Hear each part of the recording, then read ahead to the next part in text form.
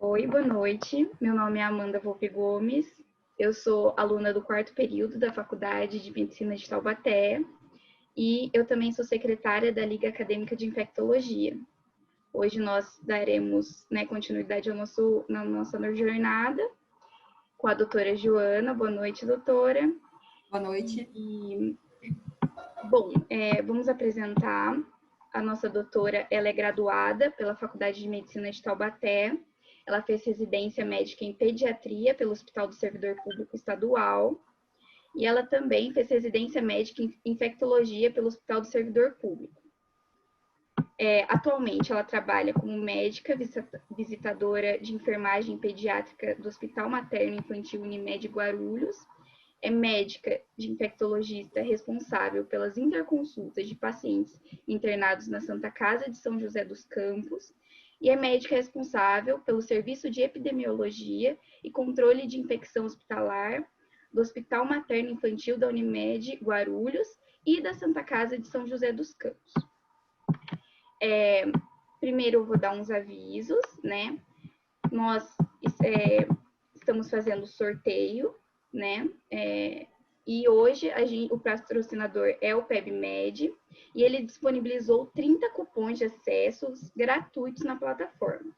A gente vai dividir o sorteio de 15 em 15 e esse sorteio ele acontecerá através do form de inscrição que vai sair no Instagram da Liga. Além disso, o forms estará também na descrição do vídeo, tanto forms de dúvidas, caso vocês tenham alguma dúvida, vocês podem preencher esse forms e a doutora vai estar respondendo todas elas no início da próxima aula, quanto também o forms de presença. Então, agora eu vou passar para a senhora o host, professora, para a senhora poder compartilhar a tela e a gente vai dar início à nossa aula. Muito obrigada. Joia, Amanda, combinado. Só me falar que eu compartilho aqui. Aproveito para cumprimentar todo mundo, espero que estejam todos bem. Queria agradecer mais uma vez a Liga pela gentileza do convite e agradeço também aos meus colegas por também terem aceitado participar, né? O André, Natanael e o Juan e também a Júlia. Obrigada, gente, e obrigada pela participação de todos. Agora foi, Amanda. Tá ótimo. Espera que eu vou precisar pôr aqui, ó. Tá na forma de apresentação, Amanda? Tá tudo certinho, professora. Pode começar. Tá ótimo, perfeito. Então, pessoal, hoje a gente vai falar a respeito das meningites e encefalites virais, ok? Vocês já viram as meningites, né? Abscessos relacionados a bactérias, tá? E a gente vai falar um pouquinho agora dos quadros virais relacionados a esses focos, tá? A esses sítios. Então, lembrar que tanto a parte das meninges quanto do sistema nervoso central, ambos são suscetíveis à inflamação, porém nem sempre se tratam de inflamações de etiologia infecciosa, tá? Tanto meningites quanto as encefalites, existem também causas não infecciosas associadas a elas, tá? A gente vai focar hoje nas causas infecciosas virais, mas as não infecciosas também existem, tá? E aí, que acometem esses sítios, né? São as meningites, encefalites e eventualmente abscessos e empiemas subdural, epidural, tá? Que também podem, ou mesmo abscesso, né, intraparenquimatoso no sistema nervoso central, mas isso já foi discutido anteriormente, tá? Então a gente vai focar na nossa parte hoje. Aqui, ó, é um anatomopatológico, né, assim, na verdade um macroscópico, né, que a gente vê a meninge, né, opacificada. Habitualmente ela é transparentezinha, essa parte bem nítida que vocês veem, tá? E aí tem algumas regiões que ela tá mais translúcida, né? Ela tá um tanto opaca, tá? Ela tá esbranquiçada, tá? Essa é alterada, tá? Essas partes mais esbranquiçadas é uma meninge que são regiões mais espessas, tá? Elas ficam espessas, opacas e dá para ver, né, os vasos que tem uma certa vasodilatação significativa. Enquanto que no parênquima, né, aqui é bem nítido que a meninge, tá, né, as camadas meníngeas estão efetivamente acometidas, né, diferente desse outro aqui, ó. Aqui, né, a gente está olhando como se o paciente estivesse com os pés para nós, né, então aqui a gente vê que o lobo temporal direito está acometido, sim, né, com os giros do córtex bem edemaciados, né, dá para ver que tem também uma vasodilatação. Olha como está relativamente mais avermelhado, né? Além da gente ver os vasinhos comparativamente ao contralateral, tá? Então, aqui é uma peça, né? Um macroscópico, que a gente consegue evidenciar a alteração, tá? Então, a inflamação da encefalite é parenquimatosa, beleza, gente?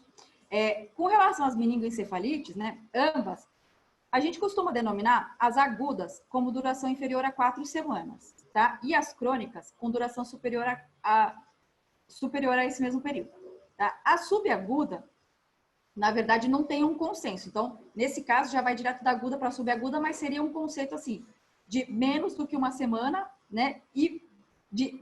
Entre uma semana e 4 semanas, tá? Mais do que a aguda e menos que a crônica, era isso que eu queria dizer. Mais do que a aguda e menos que a crônica, ok?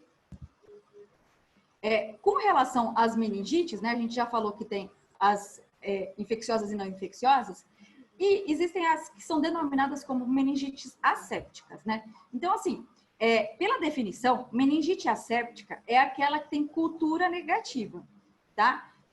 Só que, assim, também vírus são muito exigentes quando são passíveis de cultivo, né? Nem todo vírus a gente consegue cultivar. E mesmo os que conseguem, a tendência, né? Eles são fastidiosos, eles são muito exigentes com relação ao meio de cultura, e isso acaba sendo muito dispendioso e não é feito na rotina, tá? É só a hemocultura padrão, aeróbia anaeróbia mesmo, que costuma ser feita para líquor, tá? No caso. E aí, a meningite asséptica recebe essa denominação quando o líquor não apresenta crescimento e cultura, tá? Então, assim, exclui meningite infecciosa? Não exclui, tá? Mas, por definição, meningite asséptica é a que não identificou o patógeno em cultura, tá? E também tem algumas próprias bactérias mesmo que são de difícil cultivo que não excluem as causas, tá? E lembrar que, nesse caso, né, quando a gente pensa em meningites e encefalites, a importância de lembrar desses outros diagnósticos é justamente o diagnóstico diferencial, né? Porque muitas situações simulam outra doença e eventualmente a gente tratando a causa errada pode não melhorar, né? O paciente não se recuperar e tal, e acaba que o quadro tem determinada refratariedade, tá? Então é importante lembrar que existem outras causas, tá? Dentre elas, trauma, tá, gente? Uso de determinadas medicações pode cursar com meningite asséptica, tá? Vacina, tem outras doenças sistêmicas que podem cursar também com quadro de meningite asséptica associado, principalmente aquelas que têm, como fundo vasculite, tá? O principal da doença, assim como enxaqueca e por aí vai, tá? Algumas síndromes pós-infecciosas também, que na verdade muitas vezes o agente já até foi erradicado, mas pode cursar com uma inflamação do sistema nervoso, tá? Então, só para lembrar aqui dos diagnósticos diferenciais, tá? As meningites bacterianas, só colocar aqui para não deixar passar em branco, né? Também são muito importantes e ajudam também no diagnóstico diferencial, tá? Mas o nosso foco hoje é viral, tá? Então, relembrar os conceitos, né? A meningite viral, qual que é o quadro clínico frequente que a gente encontra, né? A cefaleia é um achado muito frequente, tá? Febre é comum até, principalmente nas crianças, mas assim, não necessariamente seja uma febre super elevada, tá? Vômito também é outro sinal bem frequente e tem alguns que são um pouco mais subjetivos, né? Assim como inespecíficos, que é a questão da anorexia, né? A perda do apetite habitual, a pessoa fica com menos fome ou mesmo com recusa alimentar total, não consegue se alimentar. A fotofobia, né, que é muito irritativo para o sistema nervoso, né, então acaba sensibilizando muito. Pode haver exantema associado, né, exantema por definição são erupções cutâneas, né, é a manifestação cutânea de alguma doença sistêmica, né, então assim, rash cutâneo, avermelhado, é comum haver também. Diarreia é outra coisa que é bastante frequente, até porque os enterovírus, eles têm um tropismo bem importante para o sistema nervoso, tá? Então, dentre as etiologias principais das meningoencefalites virais, os vírus contribuem muito, dentre eles, os enterovírus são um grupo bem importante, tá? Tosse pode dar presente também, porque tem os adenovírus, tem outros tipos de vírus que também podem acabar cursando com meningite, e por isso pode ter, né, tosse associada. Assim como faringite, segue o mesmo raciocínio. Mialgia, que também é um sinal sistêmico, né, e também decorrente do próprio processo de febre, muitas vezes, né, pela liberação das substâncias inflamatórias. O meningismo, né, que é a irritação meníngea, que a gente percebe que o paciente acaba tendo uma rigidez, né? Isso nos sinais do exame físico é frequentemente notado. É muito mais comum, assim, mais fácil de perceber nas meningites bacterianas, mas não necessariamente eles estejam ausentes nas meningites virais, e é um achado bastante importante, assim como, né, caso seja um recém-nascido ou até um bebê de 1 ano e meio, uma faixa etária que ainda não tenha fechado, né, o fontículo, né, a fontanela, pode haver um abaulamento também e a própria tensão quando a gente palpa a fontanela, tá, gente? E os sinais de disfunção cerebral. Aqui, peço desculpas que eu não tinha notado que está com erro de ortografia, é disfunção cerebral, tá, gente? Sinais de disfunção cerebral, por que eu destaquei ali? Porque dentre eles, tem 2 que são um tanto inespecíficos, tá?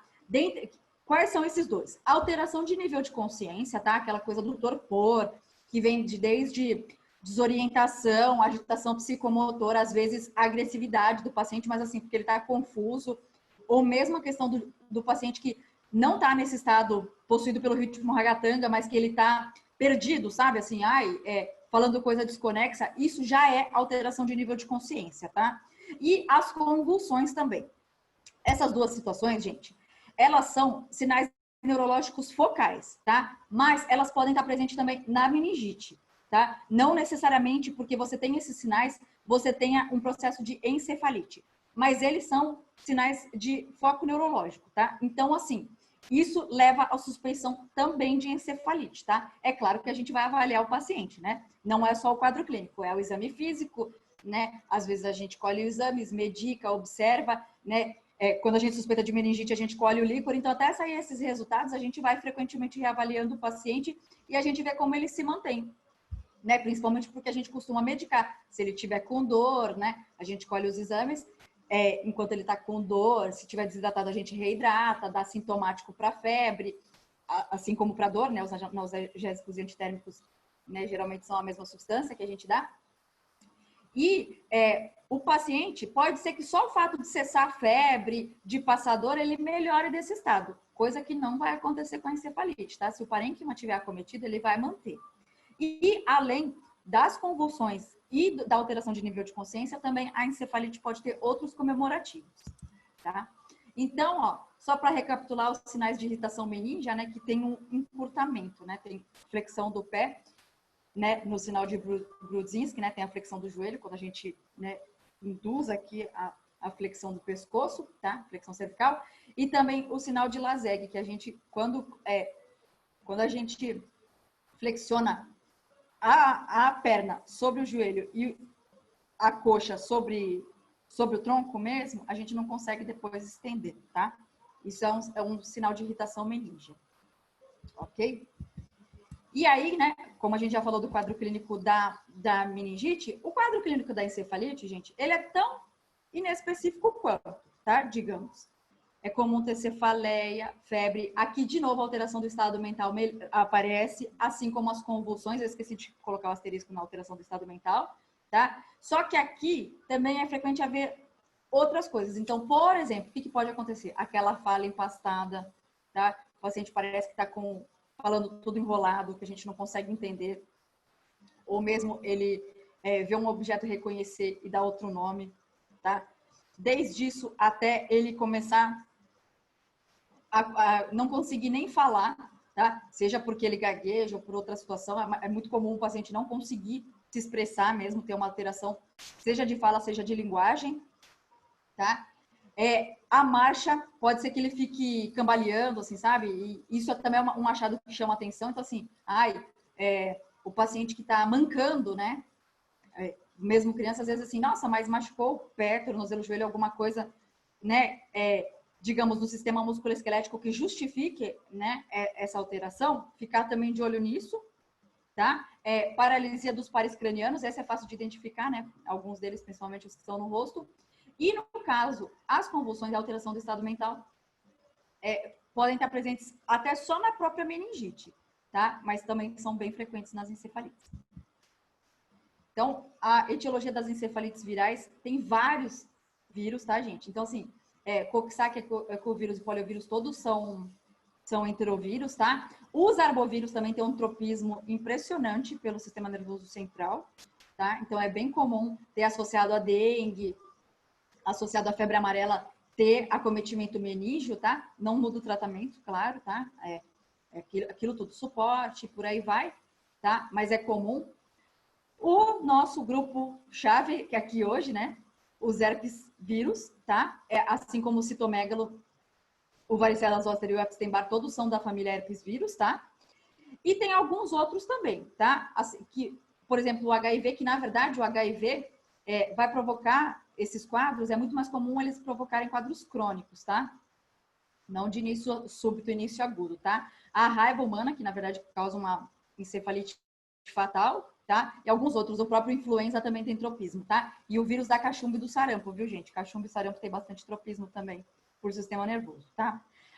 Agora, com relação a tratamento, né, o que tem tratamento específico de todos esses são só os herpes vírus, tá? Nem para cachumba, nem para sarampo a gente tem uma droga, né, um antiviral efetivo para fazer o tratamento, ok? Então, hoje, como o nosso foco são os antimicrobianos, a gente vai falar só do grupo do herpes vírus, tá? Que é quem a gente tem um tratamento antiviral para oferecer. Então, gente, outra coisa importante, né? A gente falou que vai colher líquor e tal, vai reavaliar, só que assim, quando a gente tem alteração do nível de consciência e convulsões, lembra que eu falei que pode tanto estar cometendo o parênquima quanto não?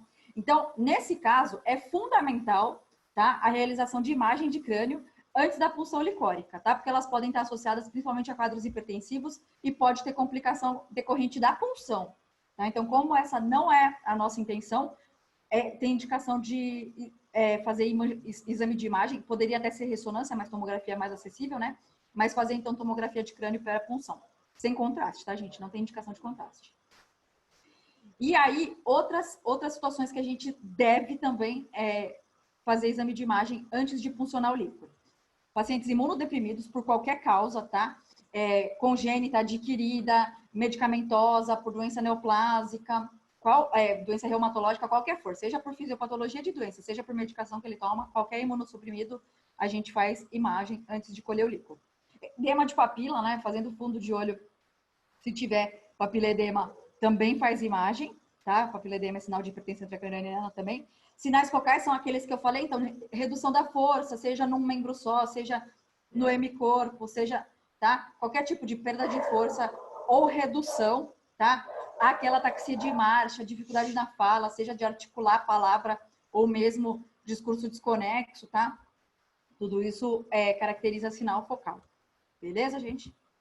E aí, ó, aqui, para lembrar também, que vocês já viram anteriormente, né? Só para recapitular, o líquor, né? A meninge inflamada e o encéfalo inflamado também alteram o líquor, tá, gente? E essa alteração é decorrente de inflamação, então é muito comum haver consumo de glicose, ainda que pequeno, tá? E aumento de proteína. Tendo em vista que há inflamação, há produção de mediadores inflamatórios, então é natural que apareça proteína ali, tá? Inclusive, eventualmente, imunglobulinas e por aí vai.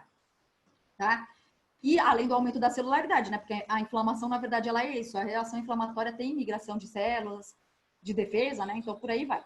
Tá? Então, é comum que o leuco esteja aumentado, né? O leuco para adultos, né? O padrão é 4 células, tá? O valor de referência de até 4 células por milímetro cúbico. Nas etiologias virais, é comum a gente encontrar desde 50 até 1000, tá? Mas é mais comum até 500, por volta de 500. Mas a gente também vê, viu, gente? Eu, inclusive, já vi várias vezes com 900, tá? Que é né, assim, uma alteração de celularidade, mas em quadro viral. O tipo celular predominante é mononuclear. Um minuto que eu já volto a falar isso, tá? A glicose, ela não tá tão acometida, mas ela pode estar um tanto consumida, tá? Mas não se compara ao que o metabolismo, né, da meningite bacteriana consome de glicose no sistema nervoso. E a proteína costuma estar alterada mais abaixo de 200. Então, assim, numa referência que vai entre 30 e 40, você encontra uns 70, mais ou menos. Até tem mais, eu também já vi com 110 em etiologia viral, tá? Mas é frequentemente abaixo de 200, tá? As etiologias bacterianas também têm a tendência tanto de consumir mais glicose quanto de aumentar mais proteína, tá?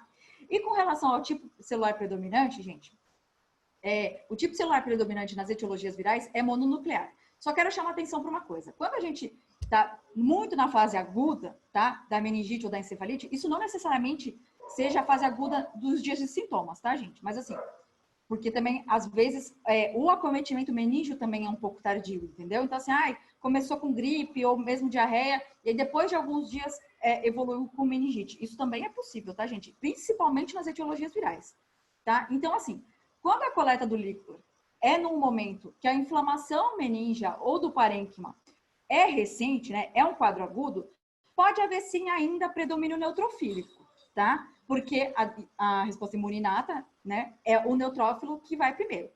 Sendo que as etiologias virais, a tendência é posteriormente priorizar e redirecionar os linfócitos e monócitos para o líquor, tá? Então, assim, até as pessoas falam, o líquor tá virando. Isso acontece, tá? No começo ser neutrófilo e posteriormente linfócito e monócito, tá? Só que, uma vez que é linfócito e monócito, ele não vai voltar a ser neutrófilo, tá, gente? Não tem um pingo de lógica isso. Então, quando a predominância é linfomono, é viral. Não tem essa de, o líquor tá virando. Não, é o contrário, ele já virou, tá? Ele vira do neutrofílico pro linfomono, não do linfomono pro neutrofílico, tá? Se ele já tá linfomono, ele já virou. Ele é viral, beleza? E sempre lembrar que quando a gente consegue, pelo menos, colher uma glicemia capilar, né? Porque às vezes a pessoa está no momento de oscilação glicêmica, né? Então, também não tem como a glicorraquia ser muito elevada se ela está em hipoglicemia, e nem ao contrário. Se ela estiver numa situação qualquer de hiperglicemia, a tendência também é a glicorraquia estar mais alta, tá? Então, assim, o parâmetro de valor de referência da glicorraquia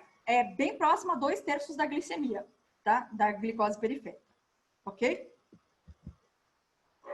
Então, gente, com relação ao diagnóstico microbiológico, né, a gente já falou sobre as alterações glicóricas, que elas sempre estão presentes nas meningites e encefalites, né?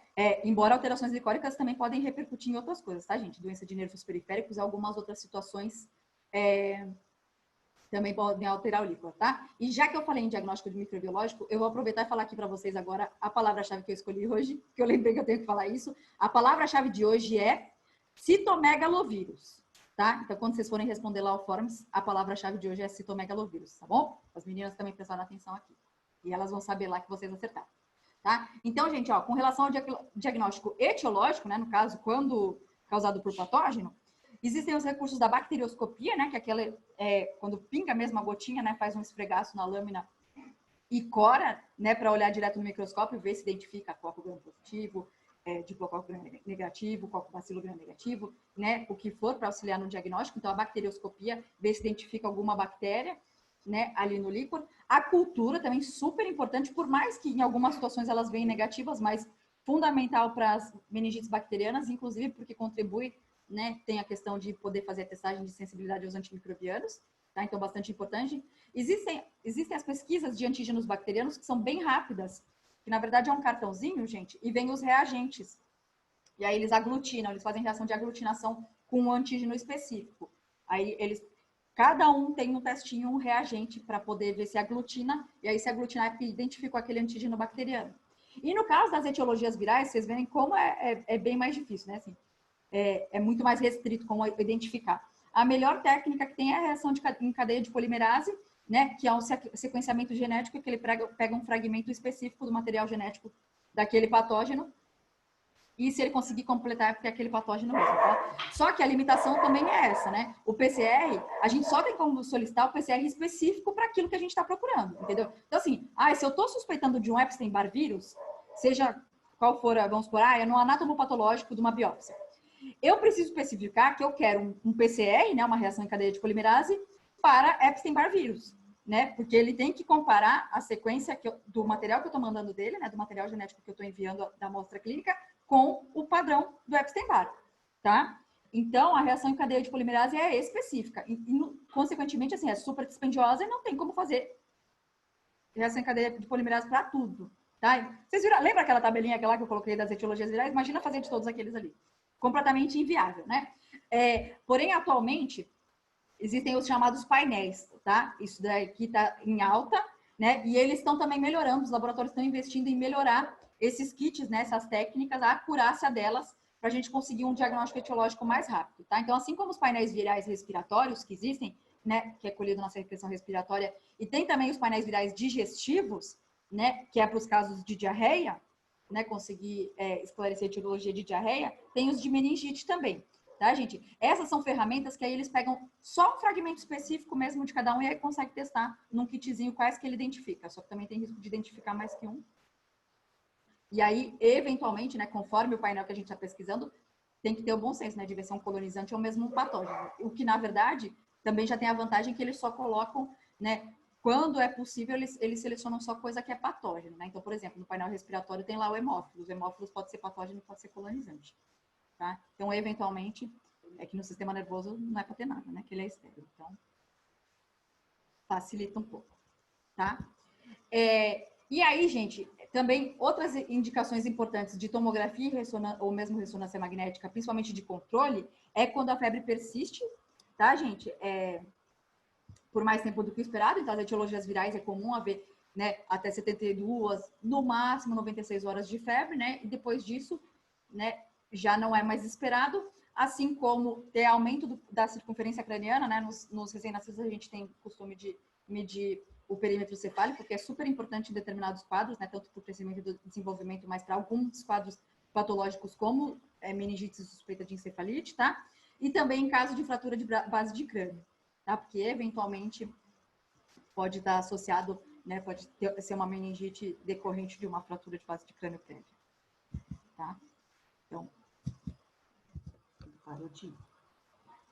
Indicações nesse caso de tomorressonância de controle, tá? A persistência da febre, principalmente para identificar complicações e se eventualmente pessoa com abscesso, tá? Então aqui, ó.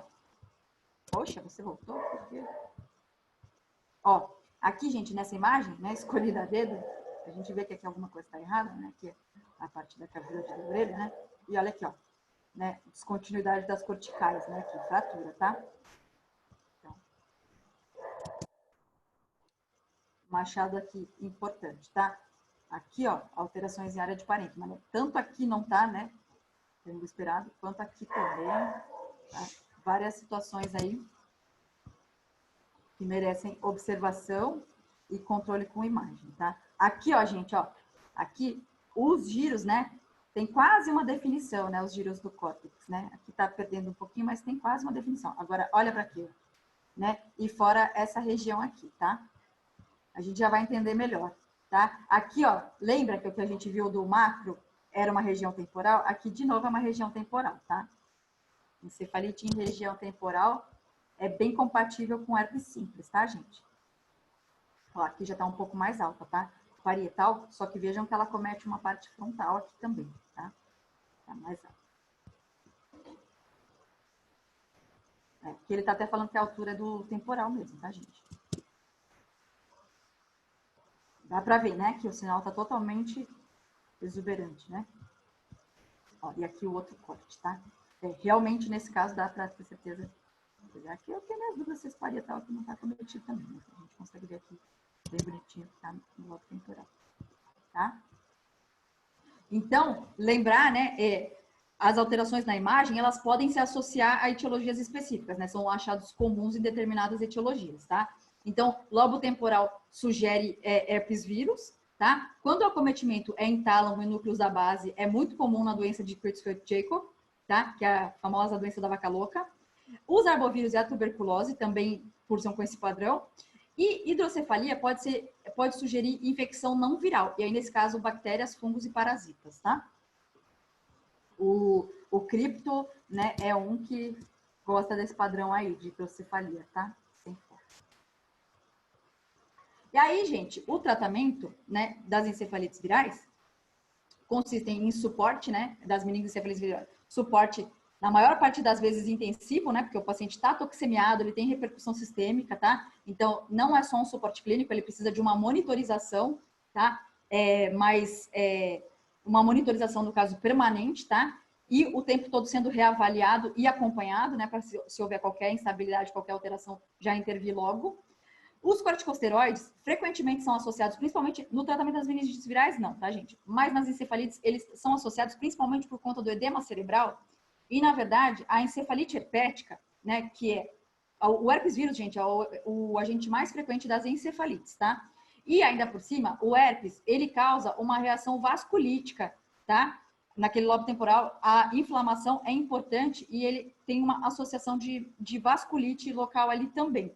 tá? Então, nesse caso, também o corticoide contribui, tá? Seria o papel do corticoide nesse tipo de tratamento, tá? E anticonvulsivantes é frequente também precisar lançar mão, porque tendo em vista a inflamação que está ali, né? O cérebro, o tecido nervoso em geral, ele é um tecido hiperexcitável, né? Então, assim, ele é muito sensível a qualquer estímulo, e isso pode cursar com descarga elétrica mesmo de crise convulsiva, tá? Então, é muito comum, né? O limiar convulsivo acaba ficando mais baixo nessas situações. Então, é frequente que a gente precise de anticonvulsivantes para o paciente não ficar convulsionando, até porque a convulsão é uma descarga elétrica, né, desordenada ali, e ela acaba cursando também com destruição do tecido do sistema nervoso, que também não é conveniente, né? Que os neurônios que podem ser destruídos, a gente não recupera mais, tá?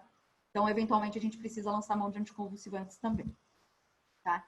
E aí, gente, o tratamento específico das meningoencefalites virais, na verdade, das meningites virais, não tem tratamento específico, e aí, quando tem acometimento de parênquima, mesmo na suspeita, tá, gente? Isso é fundamental, tá? Suspeitou, tem sinal focal, por mais que a imagem ainda não tenha alterado, até porque às vezes a gente tem a chance de instituir uma terapêutica precoce, considerou encefalite é igual tratamento para encefalite, tá?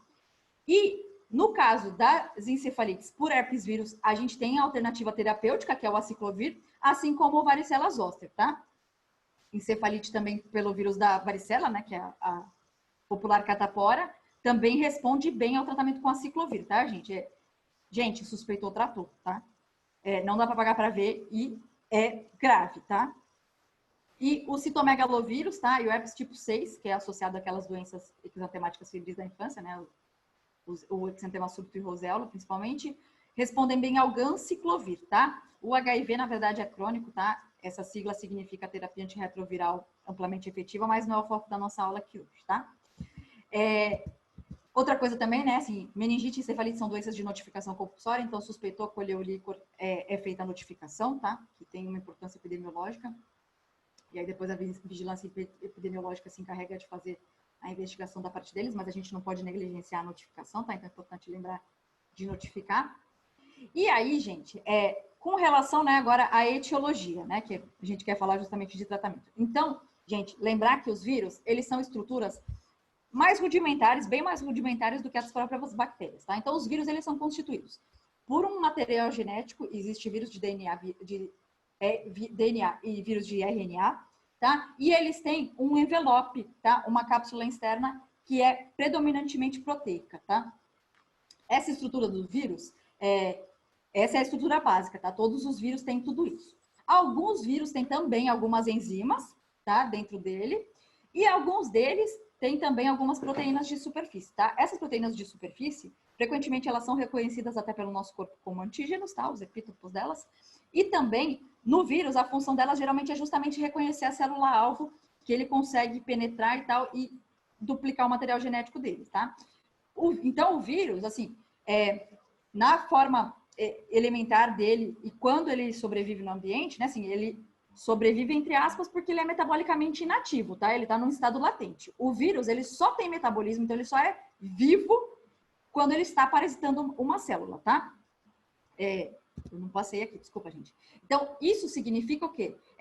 A gente costuma falar, são parasitas intracelulares obrigatórios. É isso, tá? Parasitas intracelulares obrigatórios é a definição de um organismo que fica em estado latente, metabolicamente inativo e só tem vida, né? Só tem metabolismo quando parasitando outro organismo, tá? Nesse caso, os vírus são intracelulares, tá? Em nível celular que ele parasita. Os vírus, na verdade, são chamados de vírions, tá, gente? Assim, só a partícula. Vírus é quando ele tá vivo mesmo, quando ele tá parasitando, tá? Tem até isso também.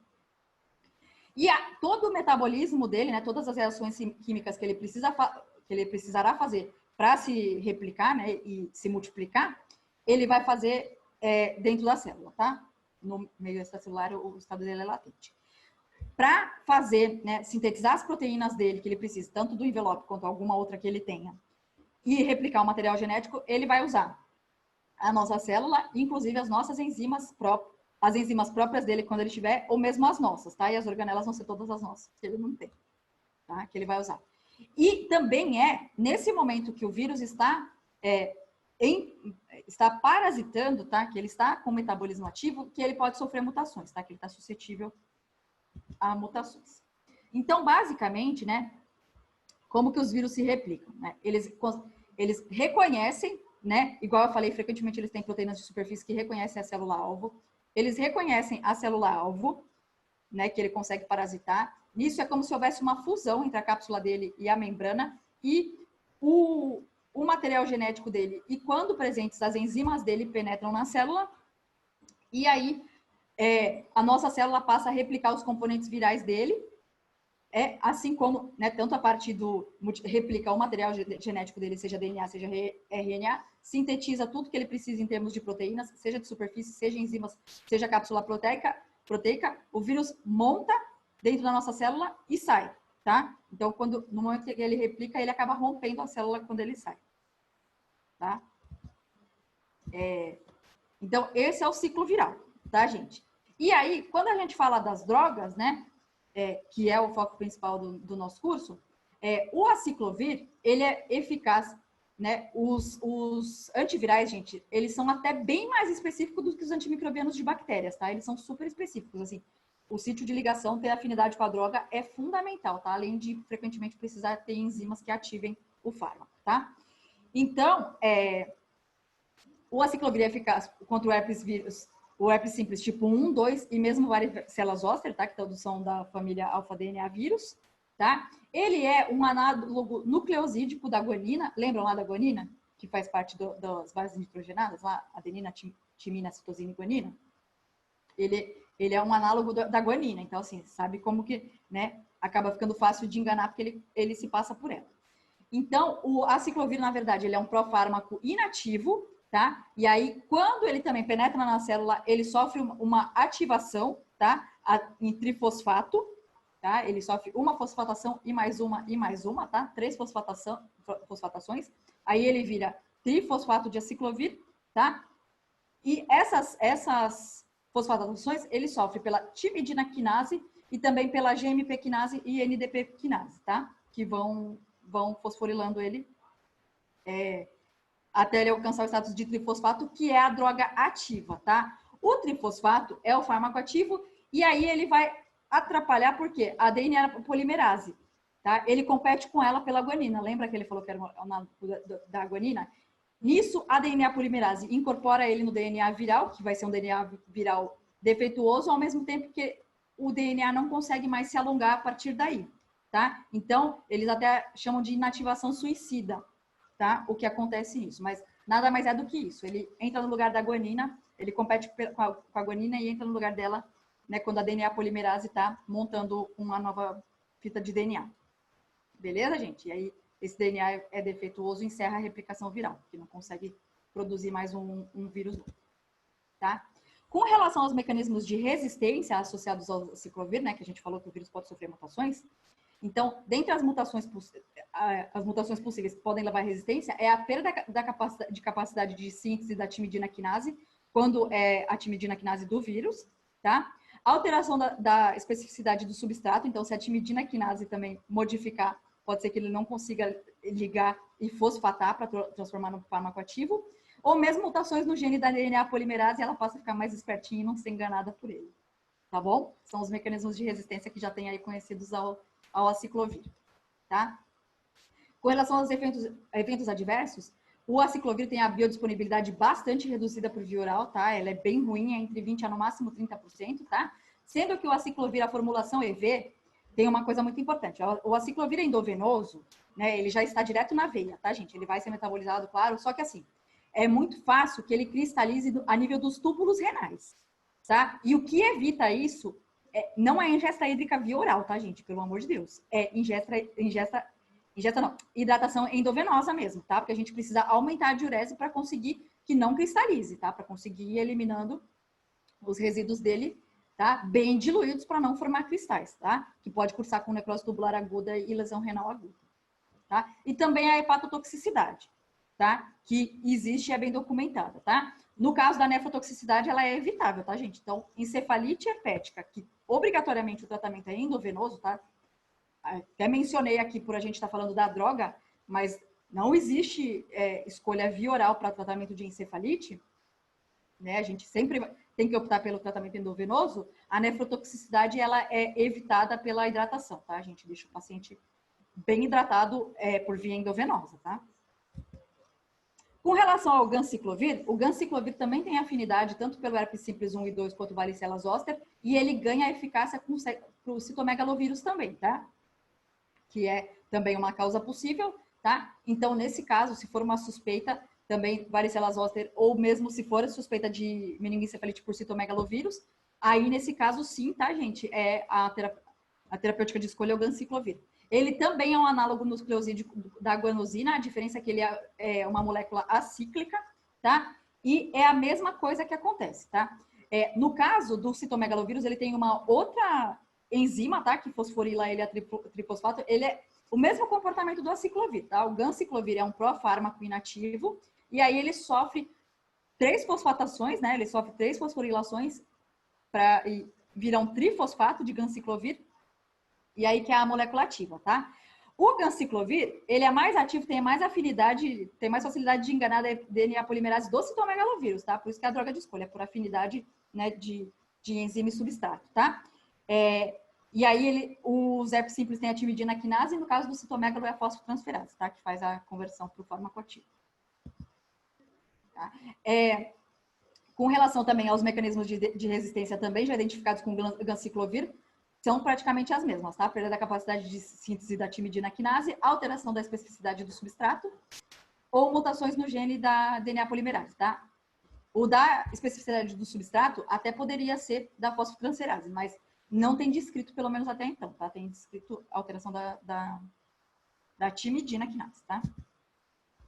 E o evento adverso principal do ganciclovir é mielossupressão, tá? Ele tem uma mielotoxicidade, inibe as células progenitoras da medula óssea, então é muito comum cursar com todas as penias, tá? Anemia, leucopenia, de todas as séries, e plaquetopenia também, tá?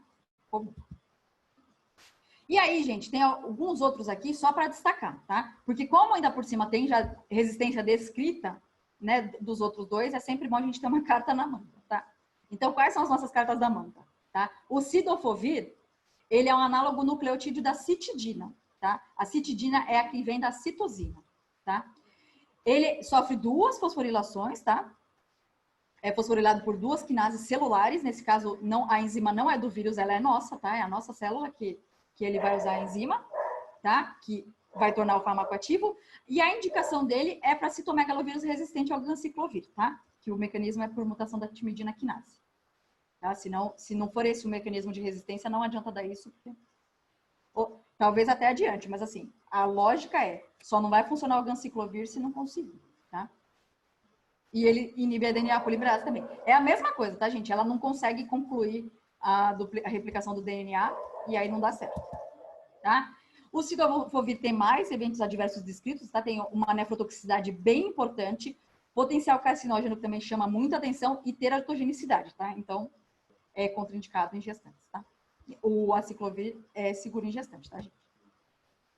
E tem também o foscarnet. O foscarnet é uma molécula um pouco diferente. Ele é um análogo, é uma molécula inorgânica, tá? Que é análogo do pirofosfato, tá? Esse análogo do pirofosfato também vai inibir a DNA polimerase, mas é por outro mecanismo, tá? Não tem nada a ver com o nucleosídeo, que é o que entraria ali na molécula do DNA, tá? Que ele tá replicando.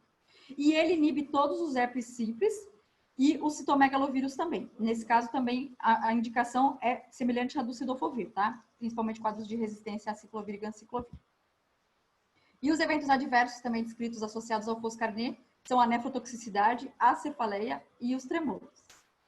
Certo, gente? Então, por hoje era isso, tá? Então, as grandes mensagens de hoje, tá? Principal etiologia de encefalite, né, é o herpes vírus. Tá? Ele pode tanto estar associado à infecção aguda, principalmente quando é o herpes vírus tipo 2, mas também pode ser a própria reativação do herpes, né? Que ele fica naquele estado de latência. Então, alguém que já teve infecção por herpes vírus, alguma primeira infecção na vida, pode reativar em sistema nervoso, tá? E pensou em encefalite é igual a tratamento, tá? Porque se a gente não consegue tratar, pode haver sequela, tá? Pode haver dano neurológico permanente, tá? E aí, as dúvidas de vocês, o pessoal da Liga me encaminha depois para a gente conseguir esclarecer. Combinado, gente? Professora, eu queria agradecer, a aula foi incrível. Tenho certeza que agregou a muitas pessoas. Ótimo. E eu queria lembrar também, igual a professora falou, qualquer dúvida é só vocês preencherem um forms que vai estar na descrição do vídeo, que é o form de dúvidas. Não se esqueçam também de preencher o form de presença, tá? Não esqueçam de colocar... Hoje eu até falei a palavra-chave, gente. Que a professora falou no meio da aula. Não se esqueçam de preencher. E a Liga gostaria de agradecer a todos vocês que estão acompanhando a nossa jornada. E agora a gente está ansioso para a próxima aula. Muito obrigada, professora, pela aula de hoje. Por nada, à disposição. Tchau, gente. Espero que tenham gostado. Um abraço para todos. Obrigada, boa noite. Boa noite.